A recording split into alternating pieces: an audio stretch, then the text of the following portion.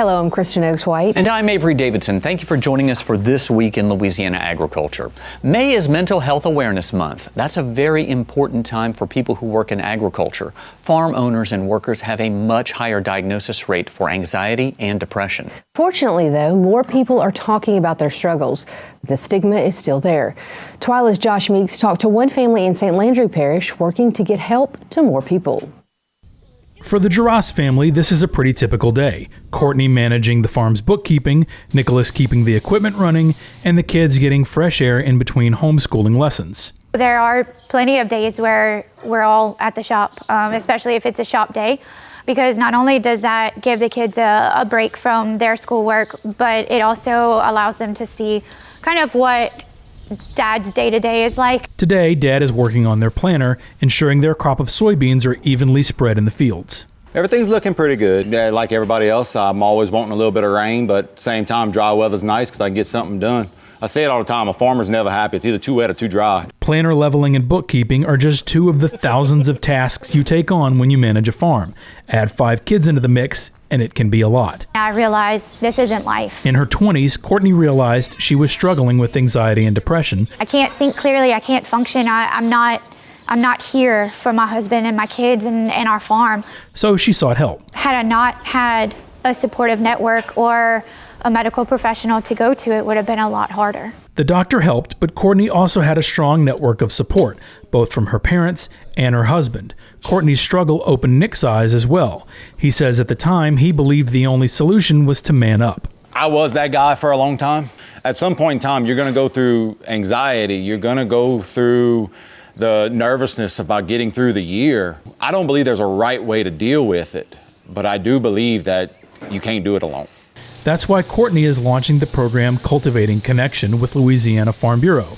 It's a resource-heavy campaign to link farmers with the tools they can use to manage their mental health. I have had to learn to be humble and not let pride take over. I've had to learn to shift that way of thinking and say, I'm not okay and I need help. And that's why Courtney and Nicholas want their kids to spend time outside away from screens, because they believe nurturing that part of their lives will be beneficial for them when they become adults. We also understand that it's important for the kids to be kids, for their imaginations to grow, for them to learn how to be thinkers and problem solvers and not have their immediate response be, let me Google this. I farmed 10,000 acres underneath my dad's shop when I was 5 years old with whatever scrap pieces of iron I could find around the house. And I love watching my kids do the same thing. So if you know someone who is struggling, or if you need a little help yourself, you can call the national hotline at 988 or visit lafarmbbureau.org/mental health. And guys, obviously this is very important to Courtney Giras, and I'm really proud of her for really making this come together. What is her goal with all of this? Because I know that Courtney's a driven person. She is driven, but talking with her, the one thing that she wants to see out of this is if one person reaches out for help, then she thinks this program will have done its job. Wonderful. Thank you very much, Josh Meeks. Well, the U.S. Department of Agriculture is expanding disaster relief support for farmers who experienced hardships in 2023 and 2024. For Louisiana, that means drought relief. The USDA says initial payments were set at 35% of calculated assistance, but that rate is now increasing to 70%, meaning many producers will receive an additional payment. The Farm Service Agency has already distributed $6.7 billion through the program. The USDA is also extending the application deadline from April 30th to August 12th to give producers more time to update or complete their applications. The U.S. Supreme Court is weighing a case that could have major implications for American agriculture. Justices heard arguments this week in Monsanto versus Durnell, a lawsuit centered on whether federal pesticide labels approved by the EPA should shield manufacturers from state-level failure to warn claims. At the heart of this case is Roundup, the widely used glyphosate-based herbicide. Bayer acquired Monsanto in 2018. The company argues allowing state lawsuits to move forward could create a patchwork of labeling requirements and threaten access to certain crop protection tools. Agricultural groups warn a ruling against Bayer could disrupt weed management options and increase already high production costs for growers. Plaintiffs argue states should be able to hold manufacturers accountable if new health risks emerge. The Supreme Court is expected to issue a decision by the end of June.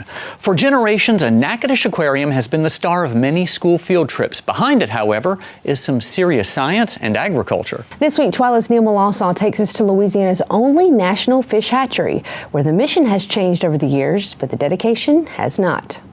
Generations of people in Natchitoches get excited when they see this sign. The aquarium was a fun field trip for many. Everyone knows Miss Piggy, the albino snapping turtle, of course. Behind the aquarium, though, is a lot of work. The National Fish Hatchery here has more than 50 acres of ponds south of town. The Natchitoches National Fish Hatchery has been here since 1931. It was originally established for produce recreational fish like bass, bluegill, and catfish for the local farm pond program that the USDA started years ago. But since then, being a federal hatchery, we've kind of transitioned into more imperiled species, where we work with species that need restoration or recovery. One of those imperiled species is the paddlefish. Right now, the hatchery is helping restore the species to Caddo Lake and waterways in northwest Louisiana. Paddlefish are filter feeders. They feed on microscopic animals and plants in the water, and we can magnify that by fertilizing our ponds and pumping that water right on top of their tanks. And they have natural food that they can feed on 24 hours a day. It's just like farming. It's not just fish that are hatched here. These alligator snapping turtles have distinctive red tongues which act as lures. They're being raised here at the hatchery to help repopulate the state using funding from the oil spill that occurred 10 years ago this month. After litigation from the oil spill, the company paid for the recovery of alligator snapping turtles. We've raised 600 alligator snapping turtles for this project that are stocked back in northern Louisiana. Louisiana has these pearl shale mussels in some of its creek beds that have become endangered. While they're not fish, they utilize fish gills to reproduce. Don't worry though, it doesn't harm the fish. In fact, they're getting saved too. That mussel is called a glaucidia, and it's actually a parasitic part of their life cycle. So it has to attach to a host fish in order to reproduce, or in order to grow. And so that when you work with a mussel, you got to determine what host fish is matched with that mussel. And so that was a lot of our early research. The hatchery is also raising the next generation of researchers. Madeline from nearby northwestern state here volunteers with gopher tortoises, which are a keystone species in Louisiana. They dig these huge burrows underground, elaborate burrows that house, up to 300 other species of animals. And so if their burrow goes away, so does the habitat for all those other animals.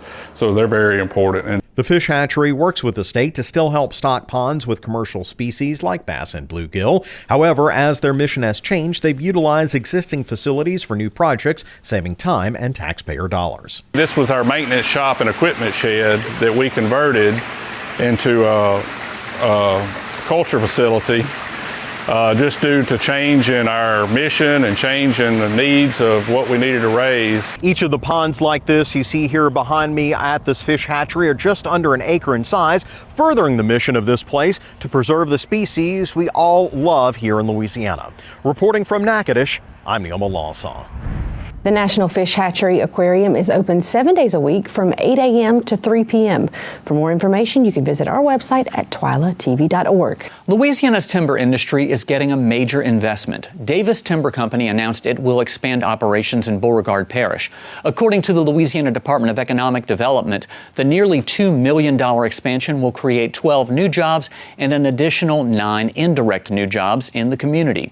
Davis Timber Company makes poles and pilings for utility companies and infrastructure projects. The expansion will take place at the company's location within the Beauregard Regional Airport Industrial Complex in DeRidder. Still to come on TWILA, I have to see someone about a horse. Okay, that someone is Tammy Arender, who is going to take us to a ranch with a breed of horse you probably know pretty well. But first, we'll meet another candidate running for the nation's largest row crop district, Louisiana's 5th. Stay with us. You're watching This Week in Louisiana Agriculture, the only TV show bringing Louisiana farmers and consumers together every week.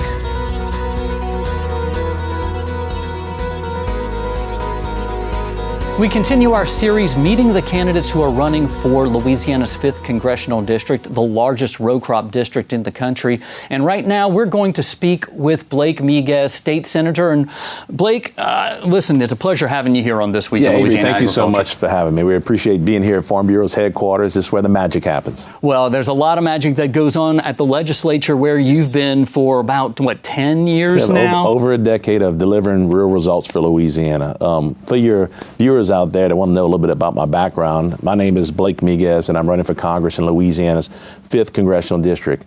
But most importantly, I'm a 7th generation Louisianan. Think about that for a moment, Avery. My family's been here for 250 years. During that time, we built businesses here. We raised families here. I'm a husband, a father, a business owner, a state senator, and some exciting about me is I'm a world champion marksman. And I am very humbled and honored to have the full support and total endorsement of President Donald Trump to represent our district. And in the legislature over the last 10 years, I've had a record for delivering conservative results for Louisiana and for my district. Well, I knew that you were a marksman. I knew you were from New Iberia as well. You and I both grew up in that area with Lauraville. Yes, Lauraville, I should say, because, we got the Chastons out there who I'm related to. I grew up with my grandfather. He taught me how to drive on a dirt road through those sugarcane fields, those soybean fields. And one thing I didn't mention earlier is, what's very important to me is obviously family. So my wife she's a public school special needs teacher, and together we have 4 beautiful children. And Avery, the oldest is 23, and the youngest is 8 months old. A beautiful little baby girl. And that's the real reason why I'm running for office. And in my day job, I'm in the oil and gas business, in the transportation business. Family's been in that business for over 50 years. So over the last decade, I've also, several decades, had a record for creating jobs in Louisiana, which is very important. I'm a LSU Fighting Tiger graduate, and also got my law degree here in Baton Rouge. So I'm looking forward, and I'm very excited to represent this district because, Avery, look at this district. It's 21 parishes. It's got some of the most diverse agriculture industry in the entire state.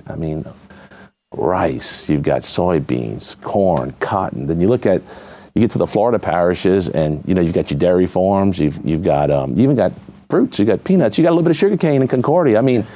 This is going to be a real exciting one for me because, like I mentioned earlier, I grew up in a very, very rural area, and my grandfather, he was a farmer. My uncles were farmers, and by the time I came around, the field was a little different. So it started off with sugarcane and soybeans. But by the time he taught me how to drive on that dirt road, we were counting doves. So he had his vegetable farm there. We were feeding our family. And then we were hunting those doves under that brown top mill that he planted in the fall. But what's important, what I realized about that life experience, is that farm and those farmlands had been feeding my family for years. Got my grandfather started. Later, fed my family. And if you look across Louisiana, you'll find a lot of multi-generation farmers who have built their farms on strong faith. They built their farms on their family and their work ethic. And Avery, that's called the American dream. And it's still alive and well. It's been around for 250 years. And the reason I'm running for office is because I want to protect that American dream for our future. And I want my grandkids to grow up in a country as good as the one that our grandparents left us. And that's what I plan to do when I get up there in D.C. Traditionally, the 5th Congressional District has had a seat on the House Ag Committee. That was, going back all the way to Congressman Abraham, Congressman Alexander, Congresswoman Letlow, all started out with a seat on House Ag Committee. Is that something that you would hope to continue? I'd have some interest definitely serving in agriculture, as well as if we got lucky on appropriations. Because as you know, our farmers across this state they've had challenges, right? Look, we've seen issues with higher input costs. We've seen issues with stagnant commodity prices. And in Louisiana, at any point in time, you could get hit with a disaster, a drought, a freeze, a hurricane. But I'm so proud of President Trump because he is putting America back on the right track. There's so many great things that he's doing because he loves our farmers, just like I do. And I look at one of the examples is the FBA program. $12 billion to help farmers, bridge assistance until the results and the economic improvements happen on the big, beautiful bill. Looking at ways to, when's the last time we had a farm bill, Avery? Oh, it's been a 2018. Decade. 2018 was the last one that passed. We need a farm bill that's going to, with a better structure, that's going to provide a better framework for what the farmers are seeing now. Inflationary costs, and we talked about commodity prices. Look, fuel, fertilizer, and feed, they cost a lot more now than they did a decade ago. It's called inflation. But energy prices drive inflation tremendously. So we need cheap energy in this country. And we need to make sure that we remember what our farmers do for us. That food don't just show up in a grocery store. We got a lot of hardworking people that get that food there. They're feeding Louisiana. They're feeding our country, and we need to put them as a priority. And look, I'm proud. I was a member of the Rural Caucus for the last 11 years. I served in the legislature. And not only did I serve and deliver results for farmers, but I delivered results back home in my district for infrastructure. The first year I served in the state Senate, I brought home over $100 million in infrastructure. That's roads, bridges, rural broadband, things that our farmers need to be prosperous and successful. Well, we know that you've got a lot of hard work still going on there at the state legislature. He is State Senator Blake Miguez, running for the 5th Congressional District. And Kristen, we're going to continue with more of these interviews. We've got a couple more candidates that we're going to have sit here on the set at This Week in Louisiana Agriculture. Thanks, Avery. Looking forward to it. Recently, hundreds of 4-H and FFA students made their way to Baton Rouge to speak with their legislators to show the power of their organizations. The Louisiana Farm Bureau Women's Leadership Committee also visited, advocating for their farms back home. TWILA's Carl Wiggers was there and shows us the great impact those relationships have. The halls of the Louisiana Capitol are packed, and everyone has a message they want to get to their legislators. For Louisiana Farm Bureau members of the Women's Leadership Committee, that message was loud and clear. When the ladies of Farm Bureau come to the Capitol, everyone knows they're here. They're a loud voice, they're a strong voice, and a very positive influence for the farming community around the state. Beau Boyer is the chair of the Acadiana delegation. He says having members come to the Capitol truly informs the work they do every day. A lot of the bills that we bring and a lot of the votes that we make are based on what our constituents from back home tell us. And when they're here at the Capitol testifying on bills or providing information to us, it makes a world of difference. Michelle Simoneau says that's exactly why these women are here in the Capitol today. I think it's important for the Farm Bureau women across the state to come to the Capitol to see what the policies and how they're made and what goes on, and interact with our legislatures and tell them about our family farms. They understand the day-to-day, what's happening, and we need to know that. We need to know that it's not like outside of Louisiana and the whole country is like we are here, and how important our agriculture is to our people and our farmers. They put food on our table. If it wouldn't be for them, we wouldn't have what we have every day. Rhonda Butler represents parts of Evangeline and Rapides Parish and chairs the House Agriculture Committee. She says she's excited to be in that role and represent the farmers and ranchers even beyond her district. Simoneau says the relationship between Butler and Farm Bureau is strong and so valuable. We were excited that she made an effort to come down and meet with us at lunchtime and told us what Farm Bureau means to her and how much we appreciate her, and she in return does the same for us. And we could call her on any day at any time and she would listen to our stories. Troy Hebert, also from the Acadiana delegation, says that agriculture is a foundational industry for Louisiana, not just economically, but also culturally. Look, it's just an important industry to our state. Agriculture feeds our families, and it's a business that we need to make sure continues to thrive. We need our farmers to thrive, to be prosperous, so that they too can feed their families and keep feeding ours at the same time. Reporting at the state capitol, I'm Carl Wiggers for This Week in Louisiana Agriculture. After lunch, the group toured the governor's mansion and got to meet the governor and first lady. Sharon Landry read aloud to visiting children. The story was a recent Ag in the Classroom Book of the Year, The Soil in Jackie's Garden, by Peggy Thomas. Women's Leadership Committee Chair Michelle Simoneau had a couple of her grandchildren with her for the visit and said it was a really special day. Not every day you get to go to the governor's mansion. The children had cookies served to them by the governor, so it definitely was an added treat. We got a tour of the mansion and the rose garden, and it was just invaluable, something that you just don't get to do every day. To see photos from the day, head over to our website at twilatv.org. Also to note, as we're recording this show, a group of young farmers and ranchers are having a similar visit to the state capitol. So lawmakers in Baton Rouge will be quite familiar with the Louisiana Farm Bureau name and the farmers and ranchers the name represents. We'd like to extend a big congratulations to a Caldwell Parish woman for a high recognition. Sherry Kinney, the Women's Committee Chair for Caldwell Parish Farm Bureau, graduated from the spring session of the American Farm Bureau Federation's Women's Communications Boot Camp. The 4-day course focuses on working with media and messaging to advocate for agriculture. This is the 24th boot camp hosted by American Farm Bureau. The program is open to all women involved in Farm Bureau. Still to come on TWILA, they're known for Super Bowl commercials and parades, but after the break we'll show you the Clydesdales calling Louisiana home. You might want to crack a cold one after watching this story. Louisiana is known for its cattle, crawfish, and crops, but now there's a new kind of horsepower turning heads. The state's very first Clydesdale ranch is drawing visitors from near and far. Tammy Arender takes us to Livingston Parish. Caroline Collins is no stranger to farming and agriculture. She was born and raised in Madison Parish. Farming was in her blood. We grew up in the farming world, and I've always taken to agriculture, but something in me, I wanted to be a cowgirl, and my goal was to be a first-generation cowgirl and rancher. So Caroline moved to Montana to get a degree in horsemanship from the University of Montana Western, all with the goal of coming back to Louisiana and starting a breeding program for Clydesdales. My goal for this was to bring the draft horse world more down south, and with Clydesdales being a rare breed, only about 5,000 left globally, and about 3,000 left in the United States, and I have 7 of them here at Wilder Blue Ranch. So Wilder Blue Ranch in Livingston is up and running, complete with 7 Clydesdales, including the very first registered Clydesdale foal born in the Bayou State. She is pretty spectacular. She's really special. First Cajun Clydesdale is what I call her. So this ranch is dedicated to training and raising this iconic breed, one made famous by farming history, appearances in parades, and appearances all over the country. While Caroline is focused on building a Clydesdale team for competition and showing, she's just as interested in bringing people to Wilder Blue to experience farm life. Every quarter, they open up the ranch to visitors. Not only do you get to see the Clydesdales,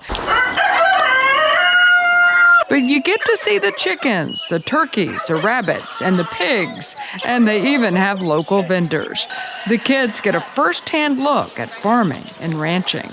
The horses were very fluffy, and yeah. It was fun, huh? Yeah. What else did you like besides the horses? I like the baby chicks. I get to pet the horses. I like riding horses. And one day they'll get to see Wilder Blue Clydesdales pulling a wagon and honoring this rare breed of beauty and strength. I'm Tammy Arender for This Week in Louisiana Agriculture. You can follow the Wilder Blue Ranch on Facebook to stay up to date with their next public event. And we've got a link there posted right now at twilatv.org. Well, that does it for this edition of TWILA. Be sure to join us next week when we'll take you to Avery Island to recognize veterans for their service and their service to agriculture. Until then, you can watch all of our stories online at twilatv.org. Be sure to like us on Facebook, follow us on TikTok and Instagram. You can find all of these stories and more on our YouTube channel. Subscribe, turn on those notifications. That way you know we put something new out there. For all of us here at TWILA, thanks for joining us. We hope to see you again right here next week.